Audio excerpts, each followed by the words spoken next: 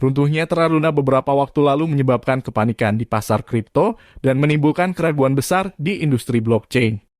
Tapi, bagi Charles Hoskinson itu adalah validasi nyata untuk mengembangkan blockchain.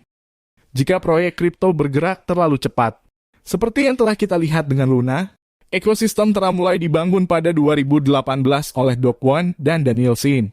Keduanya mendirikan Terra Labs di Korea Selatan hingga kemudian mengembangkan Terra Luna. Adapun produk utama Terra adalah Terra USD yang merupakan stablecoin yang memiliki patokan harga dolar. Alhasil, Terra menyediakan aset yang memiliki stabilitas uang fiat namun bersifat terdesentralisasi dengan memanfaatkan keamanan jaringan blockchain. Charles Hoskinson dalam diskusi di Konsensus Festival Coindesk di Austin, Texas. Dia dan perusahaannya bergerak dengan sengaja dalam membangun jaringan Cardano, yang diukur tidak dalam beberapa minggu atau bulan, tetapi dalam beberapa tahun hingga beberapa dekade. Charles mengatakan bahwa yang terbaik bukanlah yang pertama. Proyek yang terbaik adalah mereka yang berhasil keluar dari tekanan, timpaan dan ujian. Karena nyatanya di industri blockchain banyak proyek ingin mengaku lebih cepat, lebih aman, dan lebih murah dari Ethereum. Intinya lebih baik dari Ethereum. Tapi nyatanya ada banyak masalah keamanan yang mereka hadapi. Sebagai contoh beberapa proyek seperti Polygon, Solana dan yang paling parah adalah Terra Luna yang membuat investor rugi hingga 99%. Bahkan yang baru saja terjadi adalah proyek Layer 1 yaitu Elrond Network terjadi peretasan. Semua masalah di atas menunjukkan bahwa proyek terbaik adalah proyek yang menunjukkan ketahanan dari berbagai masalah, seperti keamanan atau skalabilitas dan terbebas dari macetnya transaksi.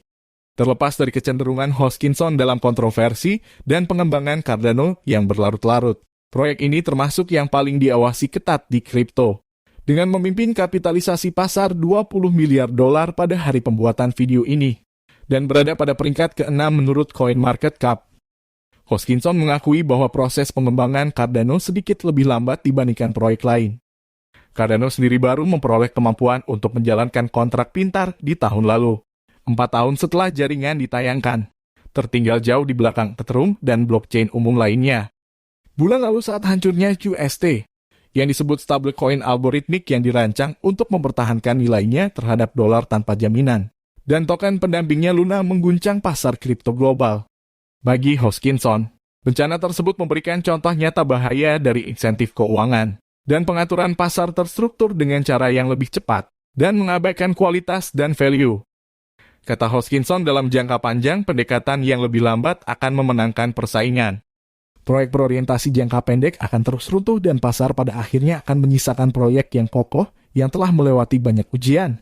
Jadi kita bisa tarik kesimpulan bahwa proyek yang memiliki ambisi terlalu tinggi yang dikerjakan dengan waktu yang relatif cepat pasti memiliki kerentanan yang kritis. Itulah penyebab mengapa banyak investor institusi yang berinvestasi dalam Bitcoin dan Ethereum. Karena Bitcoin dan Ethereum sudah memiliki ketahanan dan sudah teruji dalam waktu yang panjang. Karena kepercayaan itu, Bitcoin dan Ethereum memiliki banyak aliran uang dari investor retail, investor institusi, dan para paus.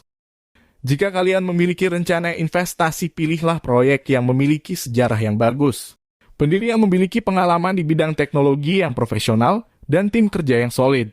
Dan yang paling penting bisa mengatasi masalah yang terjadi seperti peretasan dan bug dalam waktu yang cepat. Karena kecepatan perbaikan masalah bisa menunjukkan kesiapan dan tanggung jawab atas kepercayaan dari investor.